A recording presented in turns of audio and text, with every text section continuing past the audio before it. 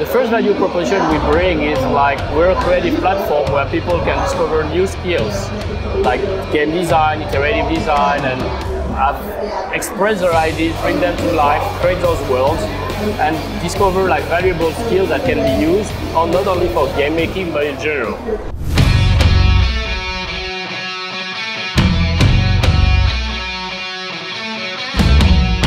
Welcome to the Encrypted podcast, your gateway to the future of technology and innovation, right here in the heart of Dubai's dynamic tech universe. I'm your host, Maria Vovchuk, and together with Dubai Blockchain Center, we are embarking on a journey that unravels the minds of tech visionaries through the digital frontiers that are shaping our world.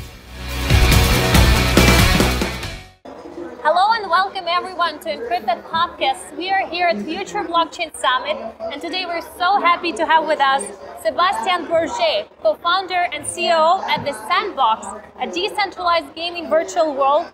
He's the president of the Blockchain Game Alliance, advocating for NFTs in blockchain and in games. He's an entrepreneur with over 16 years of experience in growing startups, 4 years in blockchain and 11 years in mobile gaming. Sebastien worked for numerous startups with diverse business model as an advisor. He was recently named as one of the top 100 most influential people in crypto by Cointelegraph. Sebastien holds a computer science engineer degree from Telecom Sud Paris, and one of the France's leading graduate schools in engineering and information and communication technology. When Sebastien has free time, he loves to collect and read Japanese comic books. Is that correct, Sebastien?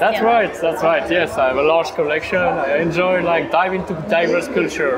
Amazing. Sebastien, what else our audience should know about you, perhaps what I haven't mentioned so far? Well, I'm someone who is very passionate. I'm a geek. I'm an early adopter of all new technology. I think that's what really drives me into being an entrepreneur. I want to test new things all the time and be inspired how these could be utilized and make an impact in the mainstream way, and how anyone can access those technology in a very seamless manner. So that included making video games, streaming online media, sharing files with your friends, and also playing games in new ways with touchscreen, and now with true digital ownership, blockchain, and pushing the creator economy via Sandbox. So Sandbox, by the way, has become one of the most famous metaverses out there. When we're talking about the concept of open metaverse, what do you believe is the biggest misconception people have about a concept of open metaverse? So I think the idea of the metaverse is still needs to be better explained in general to all audiences, because the metaverse really became public back in November 2021 when Facebook rebranded itself as Meta, and they did kind of skew the vision of the metaverse toward their vision, which is VR and only on their platform, which is not really easy. What we perceive the metaverse as. For us, the metaverse is just this myriad of virtual world. There will be millions of platforms where users can access with an avatar, a 3D character that becomes their digital identity. And that character can move along any of those worlds in a very seamless manner without asking the permission to any platform. And not only the avatar, but also all your belonging, all the things you bought, you create, or you earn as you play in those worlds. They follow you in those worlds, and you can utilize them anywhere you want. That's the concept of metaverse, true digital ownership. Everything you have, even if it's virtual digital, can actually be yours, can be sold to other users, can be exchanged, and can be utilized the way you want. That's the open metaverse. Thank you. And actually we'll go back to that even deeper, but I would also like to go back slightly to history, because right now, in the past, the Sandbox has been known for its 2 smash mobile hits. Back in 2011, it started it was also called the Sandbox, and then there was Sandbox Evolution in 2016, and you had over 40 million downloads at the time. And since 2018, you've been working on a new version of Sandbox and growing into one of the leading gaming virtual platforms. So do you believe that gaming alone can quite comfortably onboard the first billion users into Web3, as everybody is expecting, again, for this massive, finally, as they say, massive onboarding, people entering Web3? Do you believe that gaming can help with that? Well, I think like gaming provides inherently all the mechanics that will drive and retain people in the metaverse. Like the mechanics to have fun, the mechanic to give you reason to come back. And like you were just pointing out, like we started Sandbox back in 2011 as a mobile game. Originally, and that's always been our mission, like how do we empower anyone to become a creator? Back then on smartphone, just by the touch of your finger. Today on a 3D virtual world, without any coding, programming knowledge, drag and drop, you can make 3D content, 3D assets or games and experience and share them. And that makes them accessible to anyone. But frankly, what is missing is like, again, back to the idea of like metaverse being just VR. People think of metaverse like finite experience. You come there once, you visit, maybe an art gallery, maybe a museum, maybe a party, and it's done. And that's not how it should be. The metaverse should be a place that is vibrant 24/7, where you always have something to do, whether socialize, explore, achieve and complete quests, compete with others, climb leaderboards and earn rewards. These are actually the 4 pillars of the Bartol taxonomy, which is like coming back from RPG and MMORPG games. So things that exist for 25, 30 years. We've seen games like World of Warcraft, Fortnite, Minecraft, and Roblox, of course, and Second Life, or EVE Online. How do those games hold people to keep playing for 2 decades, sometimes 3 decades? It's because they have all those core gaming mechanics. They have the way to re-engage the player into new quests, into what we call live ops and updates, launching new events constantly. And I think like at Sandbox, because gaming is our DNA, our background, we understand that better in a way that how the character move, how we make people compete, how we make the people socialize and interact with other avatars, and all the mechanics we put in place that are effective, and like why people like being in Sandbox, launching in Sandbox. We have more than 400 brands and partners. We have 1 million unique users coming and playing over the past 12 months in Sandbox. I think those are good start metrics, and as we continue to update our different tools, our game maker, editor, etc., we'll provide more and more possibilities for people to give like life to their imagination and create fun and interesting things in the metaverse. By the way, let's talk about as well a bit later on about partnership. But what would you say to gamers, let's say, who are really comfortable in Web2 games? As you already mentioned, they love Roblox, they love Second Life, for example, and they don't exactly see the point why I definitely need to try a decentralized game. So what would you say to those people who are not exactly so far eager to try a new game from, let's say, from the Sandbox game maker? So I would say that like Sandbox is really positioning itself as a unique platform in terms of like the content you will find, the audience we address. So we don't necessarily try to convert existing Web2 or AAA gaming gamers towards Sandbox. Like the experience in Sandbox are first social and then gamified, more casual. And the way we see it is basically every time there is a new platform, a new format of entertainment comes to life. From Nintendo 3DS, Switch, smartphones, it always invents new ways to play, and it increases the overall addressable audience.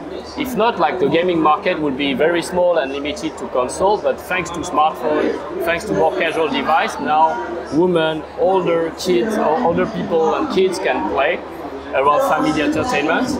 And so Sandbox is really looking at how do we empower new creators to make new form of entertainment, avatar-centric, that are social and gamified. And we think like overall, rather than trying to convince existing hardcore gamer, let's broaden the market to allow more people to play and enjoy, meet, socialize, work, etc.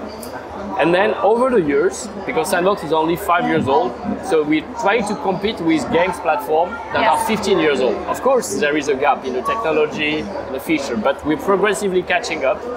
What you see in Sandbox from 1 year ago, if you play it again today, is very different. Graphically, but also like in all the interaction and the fun. And so I'm really excited what it would become in 2 years and more, as like we double down the effort on the tech team and adding more and more gameplay, multiplayer, rule system that allows like racing game, like running with each other, fighting, playing together to complete goals, etc. Let's see what creators and user-generated content brings out of it. That's the exciting part. Sure. Actually, it's a very good point that you mentioned about the tools and resources that Sandbox is using. So let's talk about this more like in detail, because Sandbox, which I believe is the amazing thing, you allow users to create your own game and your own experience inside the metaverse, Sandbox Metaverse. Can you please dwell upon in detail which tools and resources does Sandbox provide to empower creators, and how do you support the creative process of game development within your platform? So Sandbox, we basically are built upon Unity, but we have this editor called Game Maker that is no code, that allows anyone to make games and experience just by drag and dropping, setting components, behaviors, and within minutes they can make their own game. Actually, we love to say like creating is by itself is fun. It could be the game itself, to create and experiment what you create. Yes. And it's so accessible that people who never learned how to make video games before, or like are not even in tech side, but more like artistic, like creative people, they were able to utilize it and launch exciting new content on the platform. We give various ways to support that community of creators. Of course, we run contests, game jam, competition that attract new creators with prize and give them like inspiration across different thematics. We leverage the various 400 brands and IPs that we work with, like Care Bear, Smurf, Rabbit, Walking Dead, Snoop Dogg, Steve Aoki, and so on. We also have the Game Maker Fund, which provides grants for like new creators, maybe to get access to funding and more to launch. We have streamers and a lot of resources online from the community itself, who starts to like explain how to create in Sandbox. Every day, if you look on YouTube and other channels, like people are showing how they are creating. They're helping the new people to be onboarded via Discord, via Twitch, and via YouTube. And that contributes to grow a larger community of creators. That's also something that makes Sandbox unique, is like the access to this creative community at the core of our user base is a very powerful value proposition for many brands and many of the partners who wants to acquire land and then build something on it. That's why we have more than 230 studios that already have been certified within 2 years. We've grown them from being individuals to like small companies, and some of them evolving toward like larger media group and so on. I think it is essential to support the growth of an ecosystem that will be leveraging our tools, our assets like lands, avatars, etc., to build up new form of experiences that even ourselves we don't know yet what it could be, but we always try to inspire and showcase by launching our content, like seasons, events, featuring content from brands, and training, educating, and empowering this ecosystem. Dubai, home for innovations.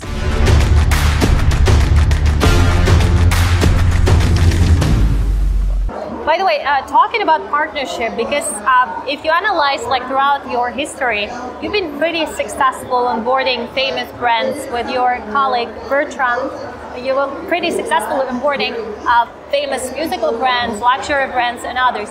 I was wondering, what strategy are you using while onboarding, let's say, a new brand to get their virtual land in the Sandbox Metaverse? So, first, like Sandbox has access to a global audience now. Like I look at it, we have presence in 10 regions of the world with different countries: Hong Kong, Japan, Korea, Turkey, recently Saudi Arabia. We're working here to have a presence in the UAE. US, France, etc. And we've put in place a very simple framework to explain what Sandbox can do and cannot do yet. And all of that is already showcased. So you understand very quickly the utility of a land. You understand there is an ecosystem of builders and agencies that can create content for you. You can already play with your avatar and see a lot of success stories that we have been publishing to explain like how brands have achieved like more than 30 minutes to 1 hour of engagement and 95% conversion rate when people enter an experience, which is like an amazing metric if you compare to like traditional social media, Web 2, and it's so hard to compete for user attention, but in the metaverse you get that. How like they've been creating also this new model of ORM, ownership relation management, giving an NFT to a user, having their wallet address is a new way to get in control of your audience and the relation of that audience that you lost with like the Twitter, Facebook, etc., where like you have to pay to get back your own audience in the Web 2 model. All of those ingredients are attractive for brands, but they're also attractive for like creators and communities. Some of them who already launched their NFT collection now looking at new way to engage for those communities. We provide with interoperability the possibility for them to have a land, to build their own official experience, to allow their avatar, their NFT holder to play with an avatar in Sandbox, and even with user-generated content to build their own world, their own story, and expand the universe of those brands. I think it's the combination of all of this and the excitement that we can co-create together with the community. We can engage more users, and there is a real strong utility behind every of the asset at Sandbox, and you can play it already right now to feel it. Yeah. That makes the value proposition so interesting for partners in Sandbox. When you said about collaborations, it's like actually the key strategy for Sandbox. If you analyze and are there very notable collaborations so far or partnerships that you believe that made a significant impact on Sandbox? Absolutely, I'm thinking, so we're trying to really showcase those actually. So we publish about Snoop Dogg, about Steve Aoki, about Ledger, for example, Warner Music, how they already activated, launching their own avatar collection, launching their experiences, engaging their community, rewarding them. Paris Hilton is another example. We had Avenged Sevenfold in music as well. And in Asia, more recently, we had McDonald's Hong Kong, who launched a very interesting experience that engaged many users for their one milestone, one event around one of their key products and brands. So, Sebastien, when, for example, you have, let's say, a brand new user, so let's not miss any part of the Sandbox Metaverse. When a brand new user is entering a Sandbox Metaverse, which aspects, so we mentioned already about the virtual land, about the Sandbox game maker, what else all the users should know that they should definitely, you believe that they should definitely experience? All right. So as a user, your entry point is first like your avatar. That's your digital identity. So you create an avatar either for free or you choose from one of like the 16 collection. We have Snoop Dogg, Steve Aoki, Paris Hilton, but also like Care Bears, Rabbits, and Elvis Presley, and our new collection inspired by like real break dancers or other artists. And you use it to explore all those different experiences available, and you can earn reward as you play. We also have this notion of map that is a finite map in Sandbox, but instead of selling the whole map at the beginning, we work to curate the best brand either by thematic, sport, music, fashion, gaming, movies, or by region of the world. We introduced Turkish verse, Bharat Box for India, Lion City for Singapore and Southeast Asian region. So it's quite interesting because basically it brings together as the virtual neighbors all the best brands that share a certain culture and want to showcase it to the rest of the world since Sandbox has a global audience. And this virtual neighbors becomes a new social discovery layer where like being the neighbor of, I don't know, a local partner brands. Like imagine Vara here in Dubai. Imagine Snoop Dogg and other music artists. They are your virtual neighbor, and people can find your games, and your game can extend his world and his presence too. That's something that's still always very successful, and we're going to announce new land sales until 2026. Small one, but very curated. I think like the game maker no code is the next value proposition. Now you've been playing, trying things, maybe inspired. How about you create something on your own land? And that's why we organize those competitions, game jams and contests, where you have a limited amount of time to create something with Game Maker and submit it, and maybe win a prize there and begin your journey as a creator in the metaverse. So, is there also educational guide? Because there is. Yes, you mentioned that earlier. You're working on this part. Educational aspect is important for you. Absolutely. Well, I think like we as a platform, like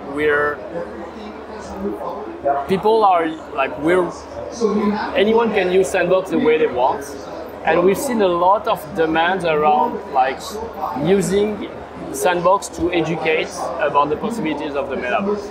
And rather than like building that education program ourselves, actually there are like studios around the world who build their own curriculum, and some of them are working with schools, universities or academy to teach those jobs. And for example, we've seen those studios like Metalympics in Hong Kong, Index Game, which launched the Index Academy, which partner with the Hong Kong Design Institute, and now like there's a promotion of students that graduated from that very reputable school and produce an experience, showcase it, and like will go on.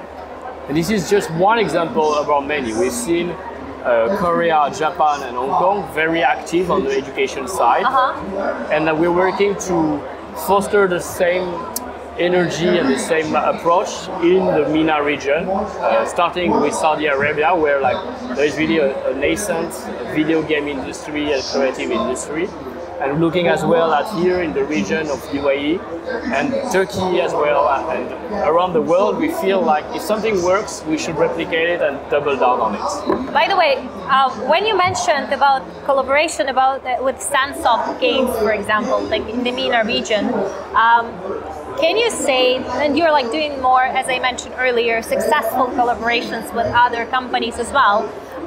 When you're building, let's say, and spreading the team of Web3 gaming experts in the Middle East, can you say that GCC region is one of your major focuses when we're talking about Sandbox, and why? So, well, first of all, before even like bringing like about Web3 or true digital ownership, the first value proposition we bring is like we're a creative platform where people can discover new skills like game design, iterative design, and express their ideas, bring them to life, create those worlds, and discover like valuable skills that can be used not only for game making but in general.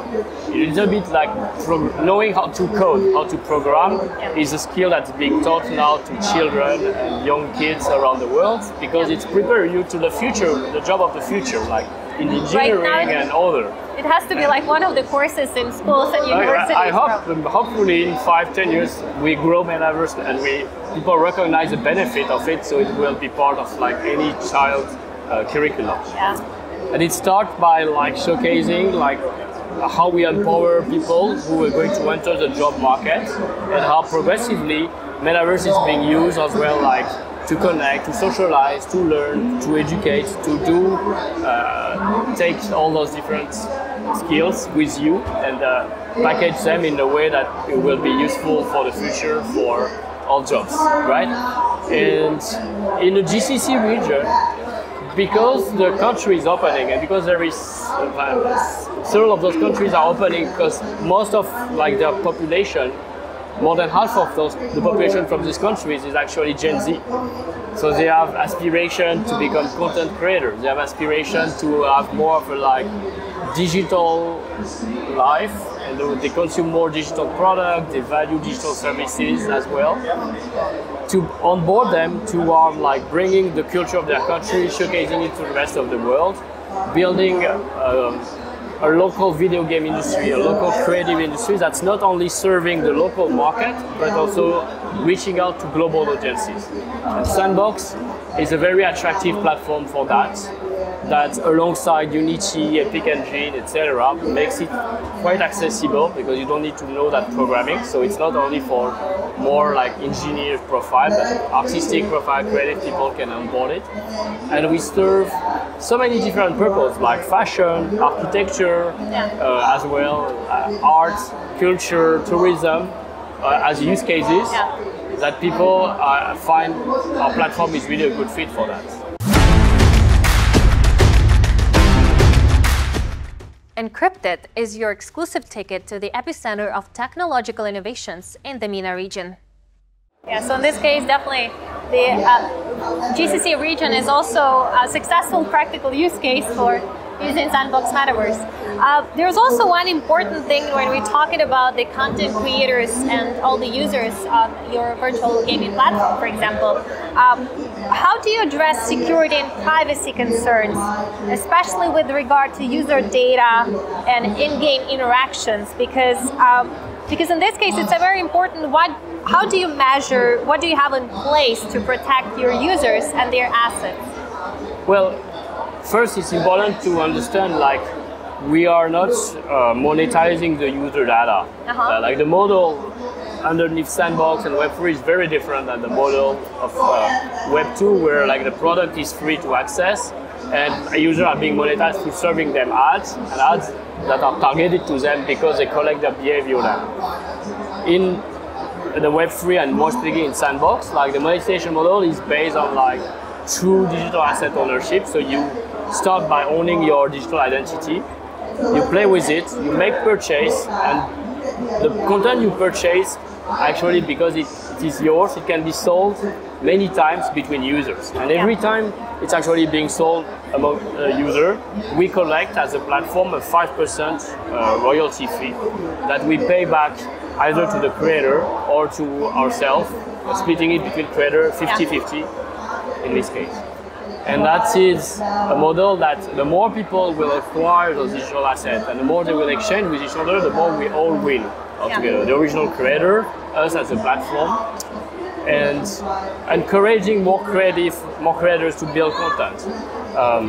Developing the virtual economy, digital jobs, and engagement on the platform is what we need to do to monetize more effectively on the platform. Also, we have SAM, the utility token, that serves as like a means of exchange to buy land, to buy content from the creators, and also more purposes.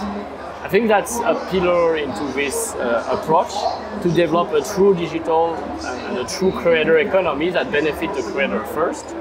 And we don't look at advertising. Like the metaverse needs to be a fun place. It shouldn't be a place full of billboards. It doesn't need to become Times Square, the metaverse. It should be much smarter in the way like creators will promote to each other their content. And the best way we encourage that is like by partnering. So basically leveraging network effect among brands. If I own a land and I buy digital assets from another brand, I put them on my land and I add the gameplay around it. It's very naturally incorporated within my experience, its architecture, its design, or the gameplay. It's not an advertisement, and yet it's somehow promoting the brand outside of its original land. If I play as a player with an avatar from the rabbits, actually I don't play only in the rabbits' land, I play in everybody's land. So basically I'm promoting the rabbits as like the community I'm part and as a group I'm fan of. As it is my digital identity, it's unique and still I play around. Those are the smart way that people are like incorporating their presence, building it with the community and promoting it around, not only on their own land, but all around. But also, how do you take care of the data privacy and security on your platform? So we, of course, have like, first of all, we have put in place all GDPR compliancy and that other country data privacy. We have CISO, the Chief Information Security Officer, and we monitor constantly the security of the platform as ourselves. But also, like, we are listing exactly which data we collect through analytics, and this is not behavioral data that's happening within those 3D worlds. These are more like the traditional information, like the country you're from when you sign up, and that's basically it, right? Yeah. So we don't, and all the rest is on chain. What you purchase it's public data information on chain. We are not tracking and putting on chain other things like who you interacted with, what did you discuss, etc. All of that data remains private and not stored by us. Yeah, thank you so much. Today we had Sebastien Borget, the co-founder and COO of Sandbox. Thank you so much for coming. We're right now moving to a very interesting part, the last part of our interview. Thank you so much, Sebastien. Thank you, and see you in the metaverse. Rapid fire questions. So right now we're going to have rapid fire questions with Sebastien Borget, so you will be able to find out what kind of entrepreneur he is. So whenever you're ready, we may start. Sounds exciting, yes. So Sebastien, what excites you today the most? Well, I'm excited by like empowering anyone to become a creator and how we can make an impact in everybody's life through that. Amazing. Your biggest failure and biggest lesson to learn so far? Hopefully no big failure, everything I've been like recovering from, but you know, as an entrepreneur, every day you're being faced with different challenges. Sometimes you have to learn like how like some games, some idea you thought like are not going to like be efficient on the market because like people don't like it, and like take the takeaways quite rapidly, update your game, change the mechanics and move on rapidly. So that's it. Name 5 qualities you believe a real entrepreneur should have. 5 qualities. Right. So I believe like as an entrepreneur you should serve as like an example, like for like other entrepreneurs, for the community, for the audiences. So the first one is like be accessible, be transparent, be responsible in a sense, like take the blame, take the heat, take the responsibility when things go wrong and fix it. Try to like do good around you. So you have a better mission than just like success financially. You have a mission like how what you're building, your business can help others to succeed financially, can help others to like support charities or do like positive impact in inclusivity, diversity, sustainability. Those are topics that were very important to us, and I hope like our ecosystem also shares those values. And basically the last quality is like work with your ecosystem, support them, like build an ecosystem actually. Don't try to compete with others, but make them your partner so everyone wins and succeeds. And that's one of the ethos of Web3. Yes, one of the key strategies of Sandbox collaboration, as we discussed it earlier. What would you never do while building a company? Never compromise on your values. Like learn how to say no. If you feel something is not wrong, is not right, or like they are not in it for the same reason as you, just say no and walk away, and that's it. Okay. Like you need to believe and follow, and again, being back like how do I lead by example? Finish the sentence. My business philosophy is... Well, I kind of implied it before, but my business philosophy is like enjoy what you're doing, make sure like it's doing good around you as well, and like it does a greater mean than just financial success. You're a well-known keynote speaker. How many times do you practice your keynote before going on a stage? Actually, I don't. Oh, interesting. I think like so progressively. Well, no, I would not improvise, but like there's topics you know, like it's what you do on a daily basis. So the keynote is not a different format than just like what you should be doing on a regular basis as you interact with your partners, your client, your community, or your teams. Your biggest aim to achieve right now? So we feel like Sandbox has achieved a good recognition in general in Web3, but our goal is like how do we enlarge the Web3 market and how do we keep attracting millions of new creators in different regions of the world through the new possibilities that Sandbox has to offer. The motto you live by? Well, I don't have a specific motto. Like I guess, like every day is a new day.